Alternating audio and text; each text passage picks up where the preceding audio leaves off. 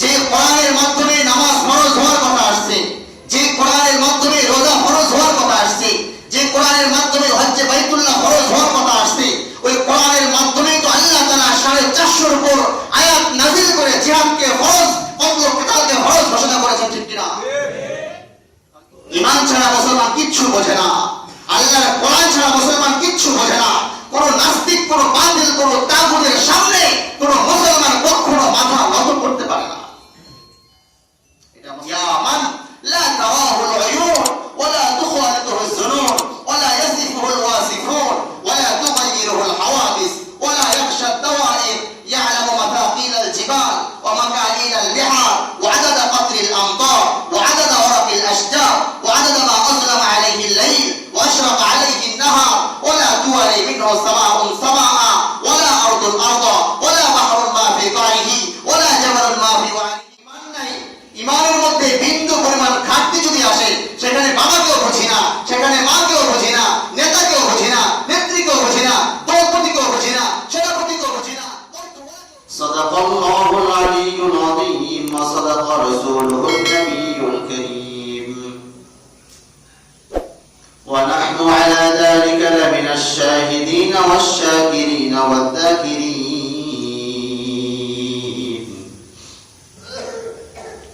ওয়ালহামদুলিল্লাহি রাব্বিল আলামিন। আলহামদুলিল্লাহ। সম্মানিত মুসলিয়ান ইকরাম, আল্লাহ পাক রব্বুল আলামিনের দরবারে লাখো কোটি শুকরিয়া। মহান রব্বুল আলামিন দয়া করে, মায়া করে, অত্যন্ত ভালোবেসে আমাদের হায়াতকে পর্যন্ত দীর্ঘায়িত করে, সুস্থ রেখে, ভালো রেখে, আল্লাহর ঘর মসজিদে আগে আগে এসে সালাতুল জুমার জন্য অপেক্ষমান থেকে নামাজের আগ মুহূর্তে গুরুত্বপূর্ণ সময়ে দোয়া কবুলের সময়, এই গুরুত্বপূর্ণ মুহূর্তে আল্লাহ তাআলা আমাদেরকে সবচেয়ে দামি জায়গায় এসে তার বরত্ব সম্পর্কে আলোচনার তৌফিক নসিব করেছেন। বিদায় সকলে অন্তর থেকে শুকরিয়া জ্ঞাপন করি আলহামদুলিল্লাহ।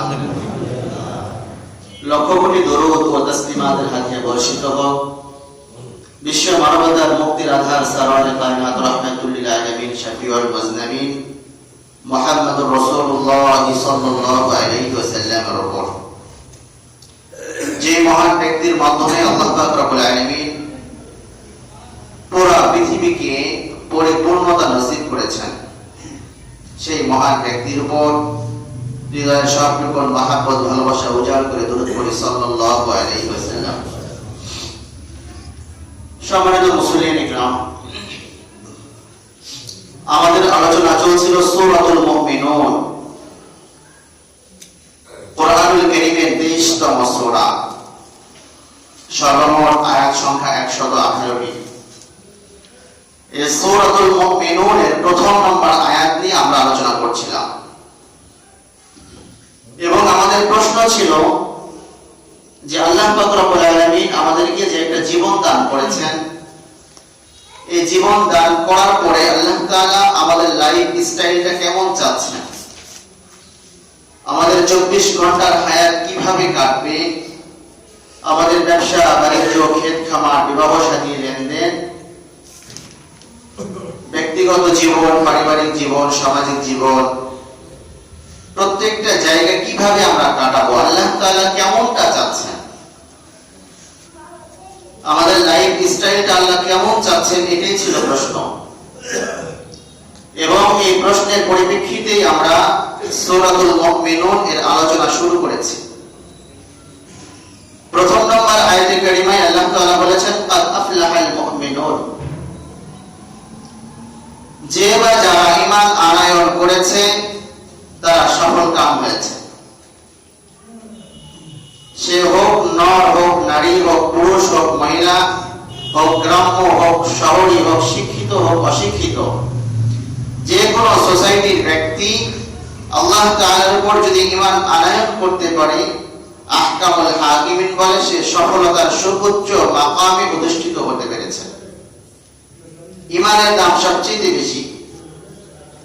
তো আমরা গত জুমায় আলোচনা করেছিলাম ঈমান এবং ইসলামের মধ্যে পার্থক্য নিয়ে মুমিন এবং মুসলিমের মধ্যে পার্থক্য এবং এই সূরাতুল মুমিনুনের শানে নজুল এবং আল্লাহ পাক রব্বুল আলামিন যে 10টি আয়াতে কারিমায় একজন সফলকাম মুমিনের 7টি বৈশিষ্ট্য নিয়ে আলোচনা করেছেন, এই বিষয়গুলির সংক্ষেপ আলোচনা বিগত জুমায় হয়েছে। তো যাই হোক, সূরাতুল মুমিনুনের প্রথম নম্বর আয়াত কাদ আফলাহাল মুমিনুন, ঈমান কাকে বলা হয়? যেহেতু ইসলামের প্রথম নম্বর ভিত্তি হচ্ছে ঈমান এবং ঈমানের বিকল্পই নাই, ঈমান কাকে বলা হয়, ঈমান কি জিনিস, এটা সর্বপ্রথম জানতে হবে।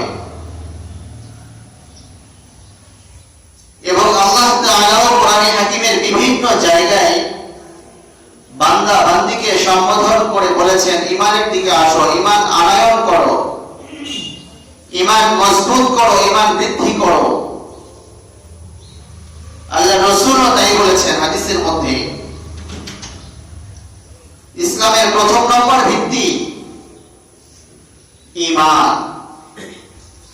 وعن ابن عمر رضي الله تعالى عنهما قال قال رسول الله صلى الله عليه وسلم بني الإسلام على 5 شهادة أن لا إله إلا الله وأن محمدا عبده ورسوله وإقام الصلاة وإيتاء الزكاة والحج وصوم رمضان متفق عليه। হাদিসটি বিশুদ্ধ, বিভিন্ন হাদিস গ্রন্থে এসেছে। বুখারী শরীফ হাদিস নাম্বার 8, রাসূল আকরাম সাল্লাল্লাহু আলাইহি ওয়াসাল্লাম এই জায়গার মধ্যে বলেছেন, ইসলামের 5 ভিত্তির প্রথম নম্বর ভিত্তি, সবচেয়ে মজবুত খুঁটি হচ্ছে ঈমান। শাহাদাতু আল্লা ইলাহা ইল্লাল্লাহ, আল্লাহ তাআলা ছাড়া কোনো মাবুদ নাই, কোনো ইলাহ নেই, কোনো উপাস্য নেই, কোনো পালনকর্তা সৃষ্টিকর্তা নেই। এই বিষয়ের উপর পরিপূর্ণ ঈমান আনতে হবে, বিশ্বাস স্থাপন করতে হবে। ঈমান কাকে বলা হয়, এই বিষয়ে মুহাদ্দিসিন ফুকাহায়ে কেরামের মধ্যে শব্দগত কিছু দ্বিমত থাকলেও মুহাক্কিকিন ফুকাহায়ে কেরাম ইমাম মালিক রাহমাতুল্লাহি আলাইহি, ইমাম শাফিঈ রাহমাতুল্লাহি তাআলা আলাইহি, আহমদ বিন হাম্বল রাহমাতুল্লাহি তাআলা আলাইহি সহকারী বিজ্ঞ স্কলাররা, শেখ মুহাম্মদ বিন বাজ রাহিমাহুল্লাহ তাআলা আনহু সহকারী, তার ঈমানের যে সংজ্ঞা দিয়েছেন, ঈমান বলা হয় 3 কথার সমন্বয়। কয় কথার সমন্বয়? 3 কথার সমন্বয় ঈমান বলা হয়। অর্থাৎ জবান দ্বারা পাঠ করা, কালিমার জবান দিয়ে পড়তে হবে, অন্তরে পরিপূর্ণ বিশ্বাস স্থাপন করতে হবে এবং তা কাজে কর্মে বাস্তবায়িত করতে হবে। আল ঈমান, ঈমান জবান দ্বারা, ইকরার বিল লিসান, জবান দিয়ে পড়তে হবে, ইকরার বিল লিসান, তাসদীক বিল জানান, এবং অন্তরে তার স্বীকারোক্তি দেওয়া লাগবে, আমাল বিল আরকান, এবং কাজ কর্মে তা ঘটানো লাগবে যে আল্লাহ তাআলা কালিমার মাধ্যমে আমার আপনার কাছ থেকে কি চাইতেছেন। 3 বিষয়ের সমন্বয় হচ্ছে ঈমান। এখন যদি আমরা নিজেরাই বিবেচনা করি, নিজেদের হিসাব নিজেরাই যদি কষি, হাসিবু ক্বাবলা আন তুহাসাবু ওয়াজিনু ক্বাবলা আন তুহজানু, যদি নিজেরাই হিসাব করা শুরু করি যে 3 বিষয়ের উপর বিশ্বাস স্থাপন, জবান দিয়ে বলা, অন্তর দ্বারা স্বীকার করা, কাজে কর্মে বাস্তবায়িত করা, নিজেরা হিসাব করলেই বুঝবো যে আমার আপনার ঈমানের কি অবস্থা। আমি কত বড় আল্লাহ ওয়ালা, কত বড় তাহাজ্জুদ গুজার, দৈনিক কতগুলো আমি নফল নামাজ আদায় করি, আমার জীবনে ফরজিয়াত আছে কিনা, আমি কোরআনে কারীমের তেলাওয়াত জানি কিনা, দিনের কথা শুনলে, ভালো কথা শুনলে আমার দিনে আগ্রহ তৈরি হয় কিনা, ভালো কাজ করতে পারলে অন্তরে খুশি তৈরি হয় কিনা, কোন গুনার কাজ, কোন নাফরমানির কাজ হয়ে গেলে অন্তরে ব্যথা আসে কিনা, ব্যথিত হই কিনা। যদি নিজেরাই গবেষণা করি তাহলে আমার আপনার ইমানের কি অবস্থা এটা আমাদের সামনে উন্মোচিত হয়ে যাবে, ঠিক না? কি বলেন? আমাদের সামনে উন্মোচিত হয়ে যাবে ইমানের কি অবস্থা। এই জন্য ইমান সম্পর্কে আল্লাহ তাআলা কি বলেন আসল কোরআন থেকে জানি। আল্লাহ পাক রব্বুল আলামিন কোরআনে হাকিমের মধ্যে সূরাতুশ শুরা আয়াত নম্বর 52 আল্লাহ তাআলা সেখানে ঘোষণা করেছেন, وكذلك أوحينا إليك روحا من أمرنا ما كنت تدري ما الكتاب ولا الإيمان ولكن جعلناه نورا نهدي به من نشاء من عبادنا وإنك لتهدي إلى صراط مستقيم। আল্লাহ তাআলা বলেছেন, পয়গম্বর আমি আপনার নিকটে একজন ফেরেশতা প্রেরণ করেছি। আপনি দ্বীন সম্পর্কে জানতেন না, কিতাব সম্পর্কে জানতেন না। মা কুনতা তাদরি মাল কিতাব ওয়াল ঈমান, কিতাব কি এবং ঈমান কি, কোরআনে হাকিম কিতাব এটা কি এবং ঈমান কি আপনি এই সম্পর্কে জানতেন না। মা কুনতা তাদরি মাল কিতাব ওয়াল ঈমান ولكن جعلناه نورا نهدي به من نشاء من عبادنا। ঈমান হচ্ছে এমন এক নূর, এমন এক আলো, আমি যেই বান্দাকে মনোনীত করি ঈমান দিব বলে আমি তার মধ্যে সেই নূর নসিব করি, তাকে আমি হেদায়েত দান করি, এবং যাকে চাই না আমি তাকে হেদায়েত দেই না। হেদায়েতের মালিক কে? আল্লাহ। আরো জোরে কে? আল্লাহ। আল্লাহ তাআলা। এজন্য আল্লাহ রাসূলকে আল্লাহ তাআলা ঈমান এবং কিতাব সম্পর্কে জানালেন যে আপনি তো আগে জানতেন না, আমি আল্লাহ তাআলা আপনাকে জানিয়েছি। এবং আল্লাহ পাক রব্বুল আলামিন অন্য আয়াতে সূরাতুল বাকারা আয়াত নম্বর 285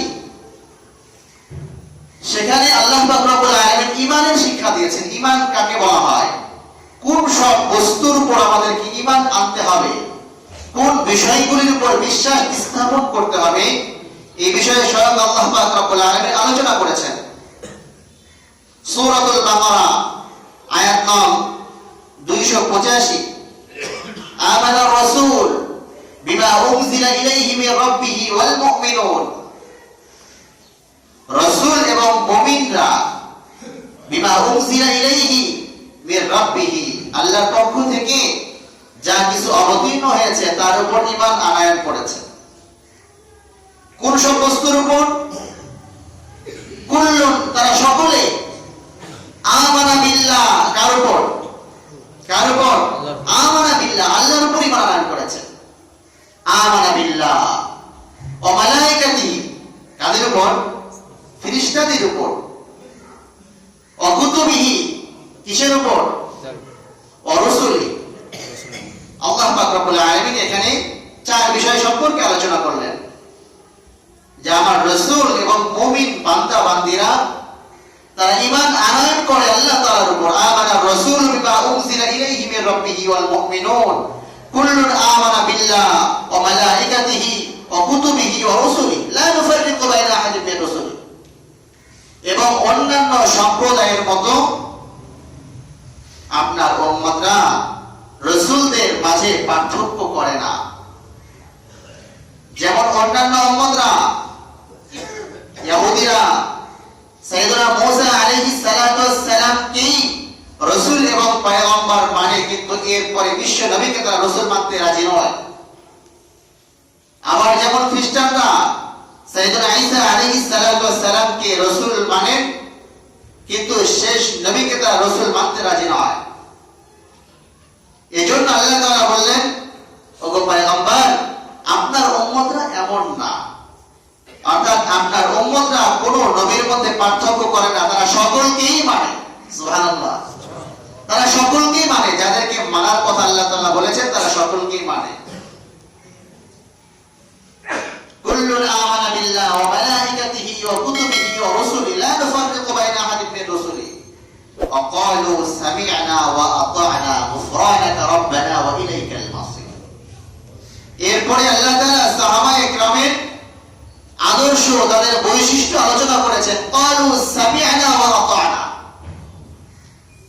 রাসূলের সাহাবীরা তো এমন, যখন যেই বিষয়ে শুনেছে তো মেনেছে, শুনছে তো মানছে। সামি'না ওয়া আতা'না গুফরানাকা রাব্বানা ওয়া ইলাইকাল মাসির। ওগো মালিক, আমাদেরকে ক্ষমা করে দেন, আমরা আপনার নিকটেই প্রত্যাবর্তনকারী। তো আল্লাহ তাআলা ঈমান শিখালেন, বিশ্বাস স্থাপন করতে হবে কোন জিনিসের উপর। রাসূলুল্লাহ সাল্লাল্লাহু আলাইহি ওয়াসাল্লাম ঈমান শিখাইছেন। হাদিসের মধ্যে একটি প্রসিদ্ধ হাদিস রয়েছে, এটাকে হাদিসে জিবরিল বলা হয়। হাদিসের মধ্যে প্রসিদ্ধ এই হাদিসটাকে হাদিসে জিবরিল বলা হয়। এই হাদিসটা বিশুদ্ধ এবং বিভিন্ন হাদিস গ্রন্থে আসছে, যেমন মুসলিম শরীফ হাদিস নাম্বার 8, আবু দাউদ হাদিস নাম্বার 4695, নাসাই হাদিস নাম্বার 4990, মুসনাদে আহমদ ইবনে হাম্বল 367, এছাড়াও অন্যান্য হাদিস গ্রন্থ হাদিসটা আসছে। এই হাদিসের মধ্যে রাসূল আকরাম সাল্লাল্লাহু আলাইহি ওয়াসাল্লাম ঈমান শিক্ষা দিয়েছেন। ঈমান কাকে বলা হয়? ঈমান কাকে বলা হয়? কেননা ঈমান তো সবচেয়ে বড় সেনসিটিভ বিষয়। ঈমান নাই তো কোনো ভালো কাজের দাম নাই। আর ঈমান আছে তো ভালো কাজ যদি নাও থাকে, তারপরেও কোন এক সময় না কোন এক সময় আল্লাহর জান্নাতের আশা করা যায়। সুবহানাল্লাহি ওয়া বিহামদিহি।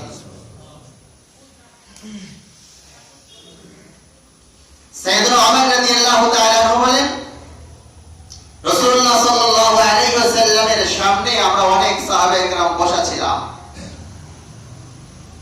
হঠাৎ দেখি একজন ব্যক্তি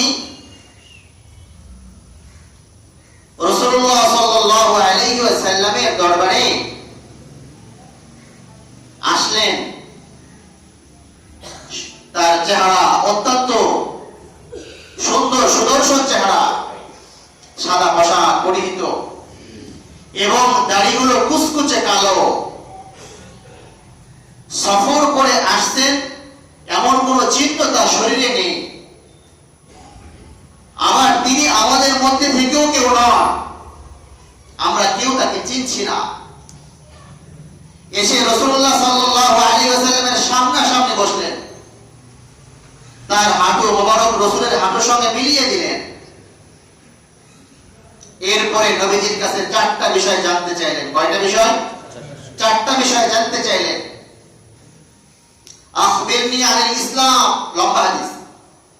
আখবিরনি আনিল ইসলাম, ও পয়গম্বর, ইসলাম সম্পর্কে আমাকে জানান, ইসলাম কাকে বলা হয়।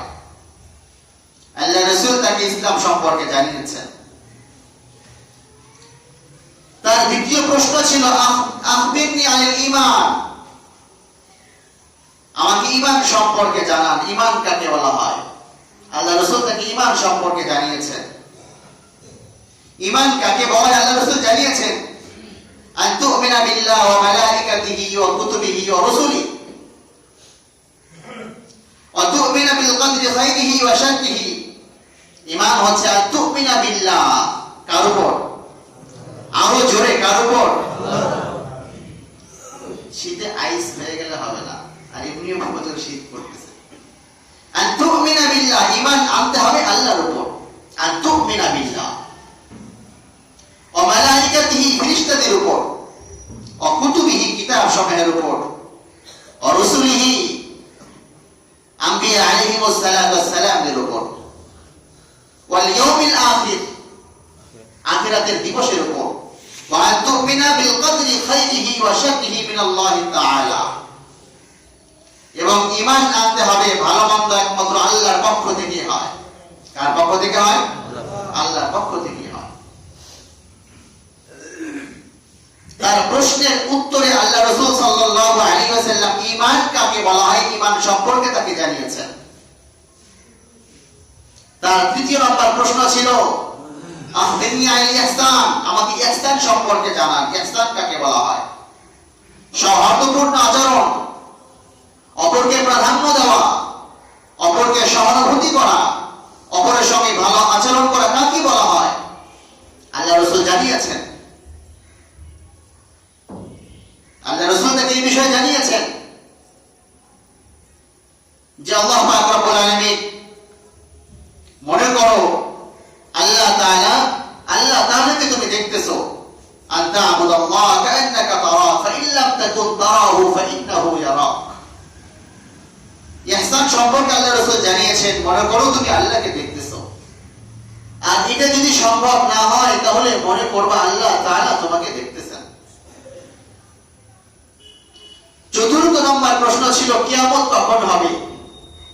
আল্লাহ রাসূল বলেছেন কিয়ামত কখন হবে আমার চাইতে প্রশ্নকারী ভালো জানে, আমিও যেমন প্রশ্নকারী তেমন।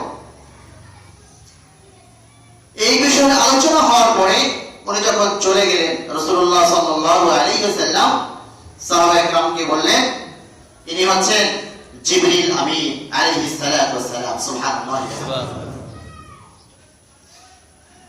বলে জিবরিল আমিন আমার কাছে আসছিলেন যাতে করে আমার জবান থেকে শুনে তোমরা শিখতে পারো দ্বীন কাকে বলা হয়, ঈমান কাকে বলা হয়, ইসলাম কাকে বলা হয়, ইহসান কাকে বলা হয়, কিয়ামত কখন হবে, এই বিষয়গুলি সম্পর্কে যাতে করে তোমাদেরকে শেখাতে পারি। তো জিবরিল আমিন আমার জবান থেকে শুনে তিনি শুনলেন, এর অর্থ হচ্ছে তোমরা যাতে করে শিক্ষা গ্রহণ করতে পারো। এমন অনেক আয়াতে কারিমা এবং হাদিসের অংশ রয়েছে, হাদিস রয়েছে, যার মাধ্যমে রাসূলুল্লাহ সাল্লাল্লাহু আলাইহি ওয়াসাল্লাম আমাদেরকে ঈমান সম্পর্কে শিক্ষা দিয়েছেন, ঈমান কাকে বলা হয়। সর্বোপরি আয়াতে কারিমা এবং হাদিসগুলো সামনে রেখে উম্মতের উলামায়ে কেরাম ঈমানে মুফাসসাল নামে যে বিষয়টা আমাদের খেদমতে পেশ করেছেন যে 7 জিনিসের উপর ঈমান আনয়ন করতে হবে। ঈমানে মুফাসসাল আমরা সকলেই পারি তো, ঈমানে মুফাসসাল কি বলেন? আমানতু বিল্লাহ, বলেন আমানতু বিল্লাহ, আমানতু বিল্লাহি ওয়া মালাইকাতিহি, আমানতু বিল্লাহি ওয়া মালাইকাতিহি ওয়া কুতুবিহি ওয়া রুসুলিহি ওয়াল ইয়াউমিল আখির ওয়াল কদরি খাইরিহি ওয়া শাররিহি মিনাল্লাহি তাআলা ওয়াল বাসি বাদাল মাউত। 7টা জিনিস, যে 7 জিনিসের উপর ঈমান আনতে হবে। আমানতু বিল্লাহ, আল্লাহর উপর ঈমান আনতে হবে, আল্লাহর জাতের উপর, আল্লাহ তাআলার সত্তার উপর, আল্লাহর কুদরতের উপর, আল্লাহ তাআলার বৈশিষ্ট্য সমূহের উপর, সমস্ত কিছুর উপর ঈমান আনয়ন করতে হবে। এই 7টা বিষয় থেকে কোন একটা বিষয়ের উপর যদি ঈমান আনয়ন কেউ না করে সে মুমিন, মুসলমান নয়। কেউ মুখে দাবি করতে পারে আমি দৈনিক 70 রাকাত নামাজ পড়ি, 22 বছর না 22 যুগ যাবত আমি তাহাজ্জুদ আদায় করি, কিন্তু কোরআনে কারীমে বর্ণিত কোন বিষয়ের বিপক্ষে যদি অবস্থান গ্রহণ করে, 22 বছর না 22 শতাব্দী ধরে নামাজ আদায় করলেও সে তাহাজ্জুদের বিন্দু পরিমাণ দাম আল্লাহর কাছে নাই, ঠিক কিনা? তার দাম আল্লাহর কাছে নাই। এজন্য 7টা বিষয়ের উপর ঈমান আনয়ন করতে হবে। কোরআনের সমস্ত বিধানের উপর যে বিষয়টা আমার পক্ষে, যে বিষয় আমার মন মতো হয় আমি সেটা মানলাম, আর যেটা আমার মন মতো না সেটা আমি মানলাম না। ইসলাম এটা বলে না। ইসলাম মানে হচ্ছে পরিপূর্ণ নিজেকে আত্মসমর্পণ করা, আল্লাহর কুদরতি কদমে নিজেকে সঁপে দেওয়া। একটা হচ্ছে মানতে না পারা, আর একটা হচ্ছে অস্বীকার করা। পার্থক্য আছে। মানতে না পারার দ্বারা গুনাহ হবে, কিন্তু অস্বীকার করার দ্বারা সঙ্গে সঙ্গে ঈমান চলে যাবে।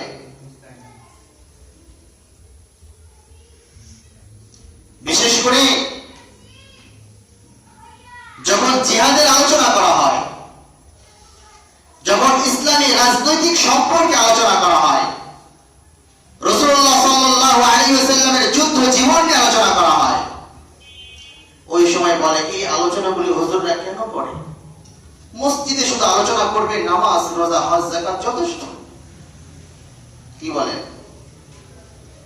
যে কোরআনের মাধ্যমে হজ ফরজ হওয়ার কথা আসছে, যে কোরআনের মাধ্যমে নামাজ ফরজ হওয়ার কথা আসছে, যে কোরআনের মাধ্যমে রোজা ফরজ হওয়ার কথা আসছে, যে কোরআনের মাধ্যমে হজ্জে বাইতুল্লাহ ফরজ হওয়ার কথা আসছে, ওই কোরআনের মাধ্যমে তো আল্লাহ তাআলা 450 উপর আয়াত নাযিল করে জিহাদকে ফরজ, কতল কিতালকে ফরজ ঘোষণা করেছেন। ঠিক কিনা? তাহলে এটা মানতে সমস্যা কেন? এটা মানতে কেন সমস্যা? বুঝতে হবে ডাল মে কুছ কালা হ্যায়, কাবাব মে হাড্ডি হ্যায়। কি বলেন? যেগুলি মন মতো হয় সহজ। হুজুর এত কড়া কথা কেন বলে? এত কড়া কথা কেন বলে? আমি তো বললাম এর আগে, কে যেন বলেছে জামাত ইসলাম নাকি শিবির টিবির করে নাকি, এত কড়া কথা বলে কেন? এত কড়া কথা বলে কেন? আরে মিয়া, কড়া কথা নিজের স্বার্থে বলি না, কড়া কথা আপনাদের স্বার্থে বলি। কড়া কথা নিজের স্বার্থে বলি না, কড়া কথা উম্মতের স্বার্থে বলি, যাতে করে উম্মত ঈমান আকায়েদ নিয়ে মরতে পারে, আল্লাহর সামনে লজ্জিত হতে না হয়। আল্লাহ তাআলা যতগুলি বিধান আমাদের সামনে দিয়েছেন সমস্ত বিধানগুলোকে মানতে পারি। নামাজের বিধান, নামাজের আয়াত কোরআনে কারীমে 82টা, কিন্তু জিহাদের আয়াত 450 উপর। তাহলে এটা মানতে সমস্যা হয় কেন? আজকে মুসলমানদের অধঃপতনের পিছনে সবচেয়ে বড় কারণ যেটা, ইহুদি নাসারারা আমাদেরকে নিয়ে তামাশা করে, তারা আমাদেরকে নিয়ে খেলে যে আমরা মুসলমানদের মধ্যে তো ডিভাইডেড তৈরি করে দিয়েছি, পরস্পর ফারাক তৈরি করে দিয়েছি, বিভাজন তৈরি করে দিয়েছি। তারা নিজেরাই হাঙ্গামা করুক, আমরা দূর থেকে দেখে তামাশা দেখবো। কেননা তারাও জানে মুসলমানদের হিম্মত, মুসলমানদের কওয়াত, মুসলমানদের সাহসিকতা। মুসলমান জানে বাঁচলেও আল্লাহর জান্নাত, মরলেও আল্লাহর জান্নাত, মরলে তো সরাসরি আল্লাহর জান্নাতে, আর বাঁচলে গাজী হয়ে রাসূলুল্লাহ সাল্লাল্লাহু আলাইহি ওয়াসাল্লামের সাহাবীদের কওয়াত হতে পারবো। আর এই জন্যই মুসলমানরা জান বিলাতে বিন্দু পরিমাণ দ্বিধাবোধ করে না। ঠিক কিনা? আমাদের সামনে ঈমানের দাম সবচেয়ে বেশি। ঈমান ছাড়া মুসলমান কিচ্ছু বোঝে না, আল্লাহর কোরআন ছাড়া মুসলমান কিচ্ছু বোঝে না। কোন নাস্তিক, কোন বাতিল, কোন তাগুতের সামনে কোন মুসলমান কখনো মাথা নত করতে পারে না। এটা মুসলমানের বৈশিষ্ট্য নয়। এজন্য ঈমান আনতে হবে কোরআনের উপর, কোরআনের সমস্ত বিধানের উপর। যে বিধানটা আমার মন মতো শুধু এর উপর, আর যে বিধান আমার মন মতো না এর উপর না, এমন না। যেটা আমার মন মতো সেটা মানবো, যেটা আমার মন মতো না সেটা আমি মানবো না। এটা মুসলমান, এটা ইমানদারের চরিত্র নয়, বরং এটা মুনাফিকের চরিত্র। ঠিক কিনা? এটা মুনাফিকের চরিত্র। এবং এই চরিত্র যাদের থাকবে, রাসূলুল্লাহ সাল্লাল্লাহু আলাইহি ওয়াসাল্লামের সুপারিশ গ্রহণের কথা, মুনাফিকদের লিডার উবাই ইবনে সালুলের সঙ্গে তার হাসর কাসর হবে। ঈমানকে মজবুত করা যায়, ঈমানকে মজবুত করতে হবে। এজন্য কোরআনে কারীমের সমস্ত বিধানের উপর ঈমান আনার জন্য আল্লাহ তাআলা আমাদেরকে পরিপূর্ণ তৌফিক নসিব করে। চিল্লায় বলো আমিন। আমিন। ঈমানে মুফাসসাল, এই 7টা বিষয়ের উপর ঈমান আনতে পারলে ওই ব্যক্তি পরিপূর্ণ পাক্কা মুমিন। যে হাদিসটা বললাম, হাদিসে জিবরাইল, এই হাদিসের ব্যাখ্যা করার সময় আজকে নেই, পরবর্তী সময় ইনশাআল্লাহ কোন এক সময় হাদিসের ব্যাখ্যা হবে ইনশাআল্লাহ। তো আয়াতে কারিমার ওই হাদিস থেকে আমরা 7টা বিষয় জানলাম। এই 7টা বিষয়ের উপর ঈমান আনতে হবে। এর মধ্যে প্রথম নাম্বার, আল্লাহ তাআলার উপর ঈমান আনতে হবে। আমানতু বিল্লাহ, আল্লাহর উপর ঈমান আনতে হবে। আল্লাহর উপর ঈমান আনাটা কি? আল্লাহ কি? আল্লাহ তাআলা কি? আগে তো আল্লাহকে চিনতে হবে। কি বলেন? আগে তো আল্লাহকে চিনতে হবে। আল্লাহ কে? কোন সত্তার নাম আল্লাহ?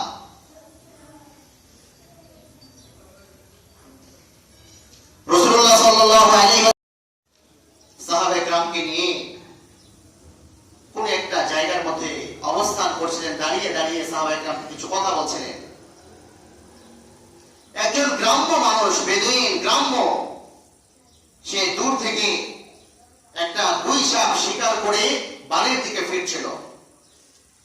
যখন প্রতিমধ্যে অবস্থা দেখে, দেখার পরে জিজ্ঞাসা করেছে এখানে কি হয়।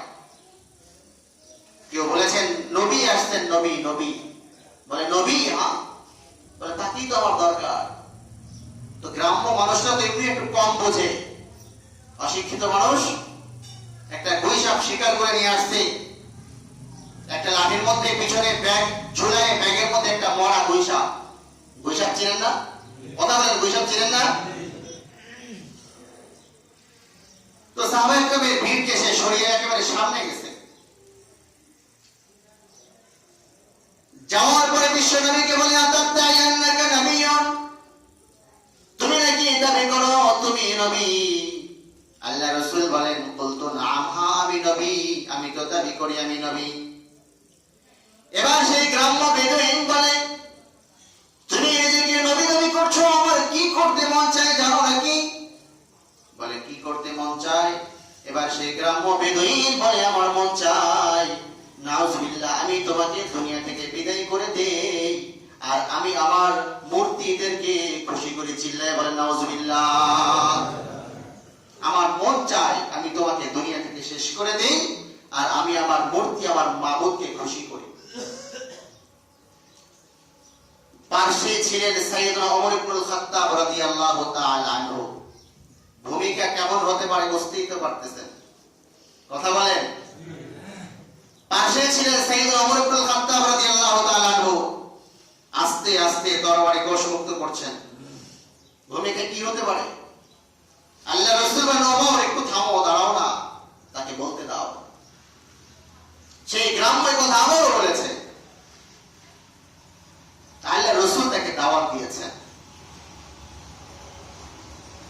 আল্লাহ রাসূল তাকে দাওয়াত দেওয়ার পরে সেই গ্রাম্য বলে ঠিক আছে, আমাকে দাওয়াত দিলেন তো, আমার ব্যাগে যেটা আছে সে যদি স্বীকার করে আপনি আল্লাহর রাসূল, তাহলে আমি মেনে নিব, আমি আপনার উপর ঈমান আনবো। ব্যাগে কি? সে আস্তে করে ব্যাগটা নামিয়ে সেই মরা গুই সাপের ব্যাগটা উল্টিয়ে দিয়েছে। মরা গুই সাপ শোয়া।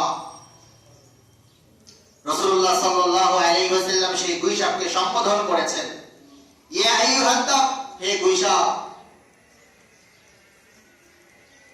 জিন্দা? জীবিত? মরা গুই সাপ। এবার গুই সাপ আস্তে আস্তে আস্তে আস্তে মাথা উঠাইছে।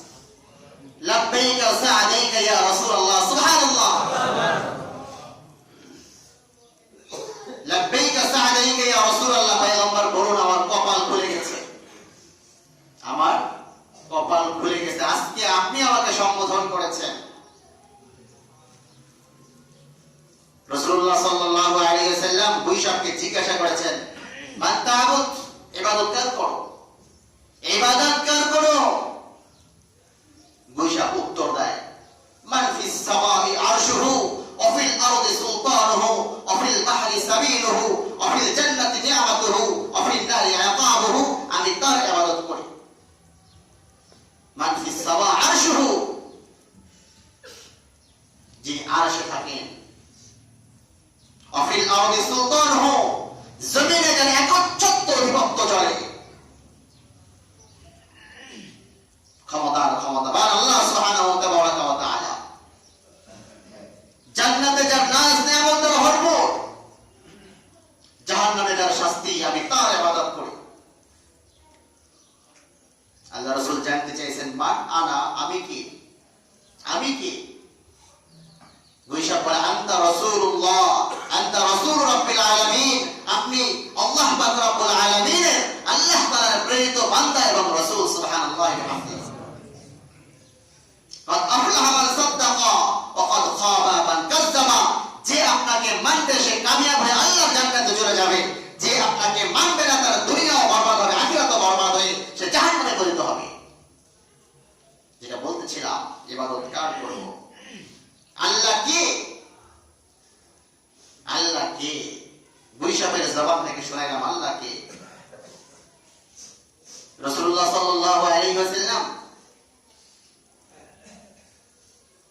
মসজিদে নববীতে দেখেন একজন গ্রাম্য মানুষ নফল নামাজ আদায় করছেন।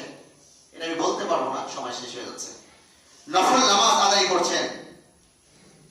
রাসূলুল্লাহ সাল্লাল্লাহু আলাইহি ওয়াসাল্লাম তার পিছনে গিয়ে দেখেন লোকটি সূরা ফাতিহা এবং এর সঙ্গে যে সূরা বেরিয়েছেন সেই সূরা শেষ করার পরে অত্যন্ত বিনয়ের সাথে, অত্যন্ত কাকুতি বিনতির সাথে আল্লাহ তাআলার শানে এমন কিছু শব্দ পেশ করছিলেন, পড়ছিলেন, দোয়া করছিলেন। আল্লাহ রাসূল তার উপর খুশি হয়ে গেছেন এবং একজনকে বলেছেন যে আমি তো দিকে যাচ্ছি, এই ব্যক্তির নামাজ শেষ হয়ে গেলে তাকে সাথে নিয়ে আমার কাছে আসবা। নফল নামাজের মধ্যে আরবি শব্দ দিয়ে যে কোনো দোয়া করা যায়। ওই ব্যক্তি দোয়া করছিলেন, হে ওই সত্তা, ইয়া মান লা তারাহু আল-উয়ুন ওয়া লা তুখালিতুহু আয-যুনুন ওয়া লা ইয়াসিফুহু আল-ওয়াসিফুন ওয়া লা তুগায়্যিরুহু আল-হাওয়াদিস ওয়া লা ইয়াখশা আদ-দাওa'ir ইয়া'লামু মাথাকিল আল-জিবাল ওয়া মাকানিল আল-বিহার ওয়া 'আদাদা qatri al-amtar ওয়া 'আদাদা waraqi al-ashjar ওয়া 'আদাদা মা azlama 'alayhi al-layl ওয়া ashraqa 'alayhi an-nahar ওয়া লা tuwari minhu sama'un sama'a ওয়া লা ardun arda ওয়া লা bahrun ma fi qa'ihi ওয়া লা jabalun ma fi wa'rihi। দোয়া করছিলেন, আজীব এক দোয়া, অর্থবহ এক দোয়া।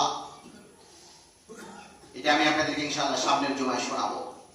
তো যখন ওই ব্যক্তি আল্লাহ রাসূলের কাছে গেছেন, যাওয়ার পরে আল্লাহ রাসূলের দরবারে কোন একটা জায়গা থেকে একটা স্বর্ণের টুকরা হাদিয়া আসছিল। আল্লাহ রাসূল তাকে হাদিয়াটা দিয়েছেন। আল্লাহ রাসূল জানতে চেয়েছেন, আমি তোমাকে হাদিয়াটা কেন দিলাম জানো? বলে, হ্যাঁ জানি, আমি এবং আপনি আত্মীয়তার বন্ধনে আমরা একই আত্মীয়, আপনি আমার আত্মীয় লাগে সেই হিসাবে। আল্লাহ রাসূল বলেছেন, না, আমি জানি তুমি বনু আমের গোত্রের, কিন্তু তুমি আমার আত্মীয়, আত্মীয়তার হক ঠিক আছে, কিন্তু আমি এই জন্য তোমাকে এই হাদিয়াটা দেই নাই। আমি এই হাদিয়া তোমাকে দিয়েছি, তুমি নামাজের মধ্যে যে দোয়াগুলি পড়ছিলে আমার অন্তর, আমার কলিজা শীতল হয়ে গেছে। সুবহানাল্লাহ। আল্লাহ পাক রব্বুল আলামিন হায়াত দান করলেন। সামনের জুমা আমরা কাদ আফলাহাল মুমিনুনের বাকি অংশটুকু আলোচনা শুনবো। এই যে শব্দগুলি পাঠ করলাম হাদিসের অংশ, আমরা এর অর্থ শুনবো। অনেক লম্বা আলোচনা, যেহেতু ইমান, ইমান সবার আগে।